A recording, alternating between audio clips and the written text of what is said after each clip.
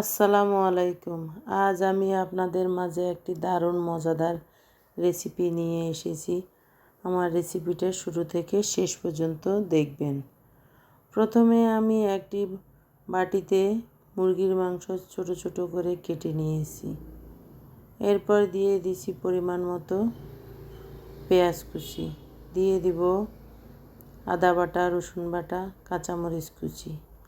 এরপর দিয়ে দিব হাফ চামচ হলুদ গুঁড়া, হাফ চামচ মরিচ গুঁড়া, হাফ চামচ জিরা গুঁড়া, 1 প্যাকেট চাট মশলা। এরপর দিয়ে দিব টমেটো সস 2 চামচ, দিয়ে দিব পরিমাণ মতো 2 চামচ কর্নফ্লাওয়ার, দিয়ে দিব 1 চামচ সয়া সস, স্বাদ মতো লবণ দিয়ে ভালো করে নেড়েচেড়ে মিশিয়ে নিব। ভালো করে মেখে রেস্টে রাখবো 20 মিনিট।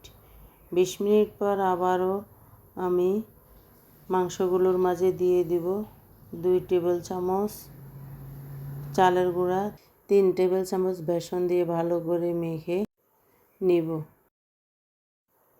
এরপর আমি একটি কড়াইতে পরিমাণ মতো তেল দিয়ে দেব। তেল গরম হয়ে আসলে আমি ছোট ছোট করে পেঁয়াজু শেপ দিয়ে নিব। হালকা আঁচে আমি ধীরে ধীরে ভেজে নিব। উল্টে পাল্টে ভালো করে মচমচ করে ভেজে নিব। এ পর্যায়ে আমার পাকোড়াগুলো হয়ে এসেছে, আমি তুলে নিয়েছি। এখন আমি একটি প্লেটে সার্ভ করে আপনাদেরকে দেখাবো কতটা সুন্দর হয়েছে। এই পাকোড়াগুলো টমেটো সস দিয়ে খেতে অনেক মজা হয়, আপনারা খেয়ে দেখবেন। আল্লাহ হাফেজ।